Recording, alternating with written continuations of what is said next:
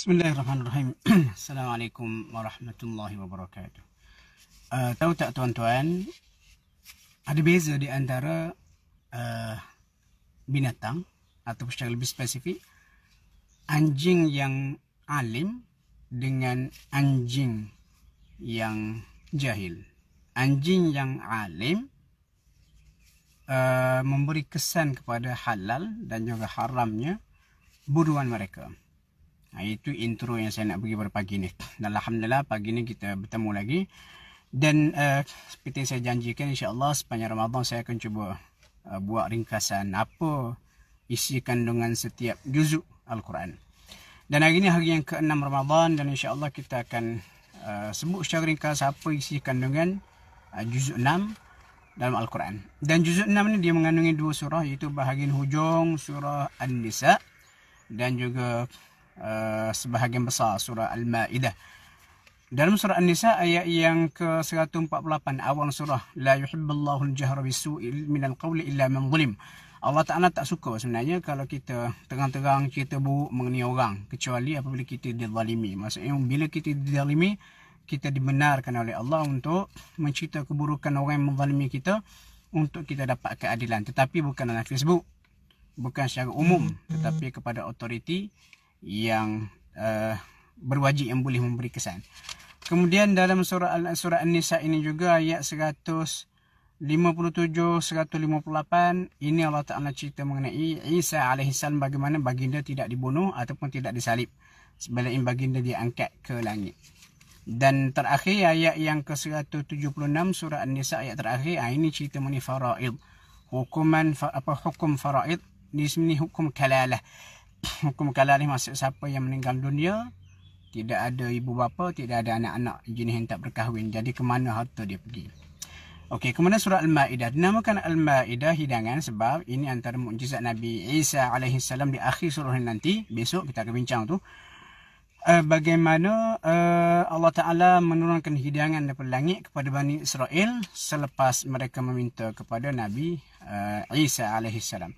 Dan surah Al-Ma'idah ni dalam sebuah riwayat mengatakan, katanya Sayyidina Umar kata apa? Ajarkan kepada lelaki-lelakimu surah Al-Ma'idah dan kepada perempuan-perempuan kamu surah An-Nur. Ada hikmah dia. Sebab apa? Surah Al-Ma'idah mengandungi banyak hukum yang relevan dengan orang lelaki.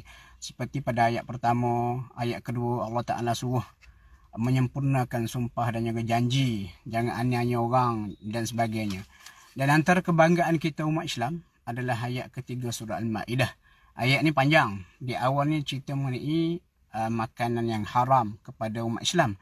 Tapi di bahagian hujungnya Allah Ta'ala turunkan ayat. Allah kata, al-yawma akmaltu lakum dinakum wa atmamtu alaikum ni'mati, sampai habis ayat. Dan ayat-ayat ni cerita dia pada hari itu Allah Ta'ala sempurnakan agama kita. Dan ayat ni turun bila? Turun semasa Rasulullah berada di Padang Arafah tahun ke-10 Hijri. Dan dengan turunnya ayat ni, Islam sempurna, tidak boleh dikurang ataupun ditokok tambah isi kandungannya. Dan ini menjadi kebanggaan kepada kita umat Islam. Sebab Allah Ta'ala sendiri bagi pengiktirafan Islam agama yang dia redha. Dan Islam adalah agama yang sempurna berbanding agama-agama lain tak sempurna. Dia sesuai hanya ikut zaman mereka. Seterusnya ayat yang keempat. Ayat ni yang saya sebut di awal tadi. Ada beza di antara haiwan yang dilatih. Kenapa ayat keempat ni cerita mengenai buruan haiwan yang kita latih. Maksud kalau kita latih anjing ataupun apa-apa binatang buas untuk berburu, selepas mereka ni tahu teknik berburu, dan bila kita lepaskan, Allah Ta'ala sebut wadhkuru smallahi alaih, sebut nama Allah ketika kamu melepaskan haiwan tu, lalu buruan yang ditangkap oleh haiwan itu halal untuk dimakan. Tetapi kalau sekiranya haiwan yang tidak dilatih, walaupun dia meniru kawan dia untuk berburu dengan teknik yang kita ajar, tetapi tidak halal, haram, sebab dia tidak latih dengan ilmu. Ini panjang cerita dia ni. Kemudian ayat kelima ini cerita mengenai makanan dan juga perkahwinan dengan ahli kitab dibenarkan. Ini cerita dia. Kalau kita nak tahu kat mana dalam Quran, ayat kelima. Ayat keenam, ini cerita pasal wuduk. Ini rukun wuduk disebut dalam ayat ni. Tuan-tuan berujuk sendiri kalau nak tahu perincian mengenai ayat berkaitan wuduk, cara wuduk mengenai Al-Quran sebut, rujuklah kepada ayat yang ke-6. Ayat yang ke-8, ini pun antara kebanggaan umat Islam ni. Catat ayat ni tuan-tuan. surah Al-Ma'idah ayat yang ke-8. Dan dia seiring sama dengan surah An-Nisa ayat yang ke-135. Ini cerita bukti Allah Ta'ala suruh berlaku adil. Dan jangan kebencian kita kepada satu pihak menyebabkan kita tidak berlaku adil. Ayat ke-8. Dan ayat ni saya kira sangat sesuai kepada semualah. Lebih-lebih lagi orang yang minat berpolitik. Kenapa dalam politik tu kadang-kadang asal sahaja cakap itu datang daripada bukan pihak yang kita suka, kita tentang habis-habisan. Jadi ini tidak sesuai dengan roh Islam berdasarkan ayat yang ke-8. Seterusnya tuan-tuan, ayat 12. Kalau kita kata 12 sampailah kepada, saya boleh katakan ayat 12 sampai ayat yang ke-26. Ini cerita berkaitan dengan Bani Israel dengan Nabi Isa. Contohnya ayat yang ke-12, Allah Ta'ala cerita Nabi Musa alaihissalam melantik 12 naqib ataupun ketua daripada Bani Israel berdasarkan 12 suku Bani Israel ini untuk memudahkan pengurusan baginda.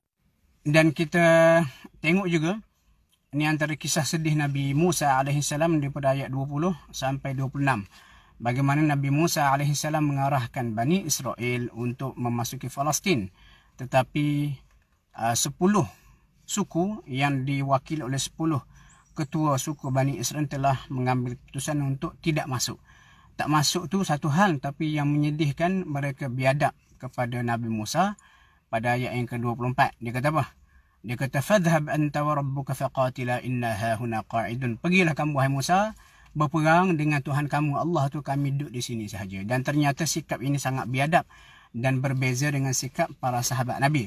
Para sahabat Nabi ketika perang Badar, Rasulullah bertanya kepada sahabat Nabi dalam kalangan orang Ansar, sanggupkah mereka meneruskan perjalanan dan berjuang dalam medan Badar? Lepas tu katanya wakil Ansar, kami tak akan ikut perangai Bani Israel. Kalau Bani Israel kata, mu dengan Tuhan kamu pergi berperang, kami tunggu di sini. Kami akan kata apa? Katanya sahabat, pergilah kamu ya Rasulullah berperang dengan Tuhanmu, kami akan ikut sekali. Ini pujian Allah kepada para sahabat. Seterusnya ayat yang ke-27 sampai 31. Ini kisah pembunuhan pertama yang berlaku dalam sejarah manusia, itu pembunuhan dua anak Adam. Yang biasa kita dengar disebut Qabil dan juga Habil. Cuma tuan-tuan jangan terkejut kalau saya beritahu, ayat 27 ni tidak dinyatakan siapa nama dua anak Adam itu. Disebut cuma watlu alaihim naba' abnai Adam bil haqq. Bacakan kepada mereka kisah dua anak Adam. Dan dia tersebut Qabil Habil. Dan kesimpulan nama Qabil dan juga Habil itu tergolong daripada riwayat Israiliyat. Tetapi Israiliyat yang kategori ketiga yang tidak diketahui kesahihan dia. Kemudian ayat yang ke-33 ini hukuman berkaitan dengan hirabah ataupun orang yang memerangi Allah dan juga Rasulullah ataupun kegiatan lanun. Macam contoh itu lanun di Lahad Datu. Jadi apa hukuman dia? Allah Ta'ala sebut pada ayat yang ke-33 hukuman yang sangat keras.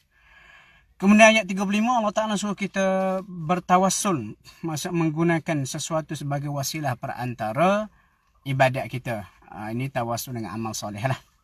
Dan seterusnya ayat hudud, ayat 38. Ini cerita mengenai hudud. Pencuri lelaki dan juga perempuan tangannya dipotong. Ini kita boleh tengok pada ayat yang ke-38. Seterusnya daripada ayat yang ke-41 sampai 50 ni memang ini pun cerita berkaitan dengan Bani Israel, bagaimana mereka telah diberikan kitab Taurat. Dan dalam ayat-ayat ni Allah Ta'ala ulang 3 kali. Allah kata, وَمَنْ لَمْ يَحْكُمْ بِمَا أَنزَلَ اللَّهِ فَأُولَٰئِكَ هُمُ الْكَافِرُونَ. Siapa yang tidak berhukum dengan apa yang diturunkan Allah, maka mereka adalah golongan yang kafir. Ayat 44. Hujung ayat 45 ulang lagi. Tapi diulang, وَمَنْ لَمْ يَحْكُمْ بِمَا أَنزَلَ اللَّهُ فَأُولَٰئِكَ هُمُ الظَّالِمُونَ. Dan yang terakhir ayat 47, وَمَنْ لَمْ يَحْكُمْ بِمَا أَنزَلَ اللَّهُ فَأُولَٰئِكَ هُمُ الْفَاسِقُونَ. Dia ulang kafir. Siapa tidak berhukum dengan hukum Allah, mereka itu adalah orang yang kafir, zalim dan juga fasik. Dan kalau kita tengok konteks ayat ni, ia sebenarnya ditujukan kepada Bani Israel. Panjang cerita dia tu. Seterusnya, saya share yang penting-penting sahaja. Ayat 54. Ayat 54 ni Allah Ta'ala bila turun ayat ni pada zaman Nabi, Allah Ta'ala dah beritahu satu hari nanti akan ada segelintir atau segolongan umat Islam yang murtad. Dan bila golongan itu murtad meninggalkan agama, akan ada satu kaum, satu kumpulan lain yang dibawa oleh Allah dan mereka mempunyai 6 ciri. Dan bila ayat ni turun, sahabat tanya siapa golongan ganti yang datang tu.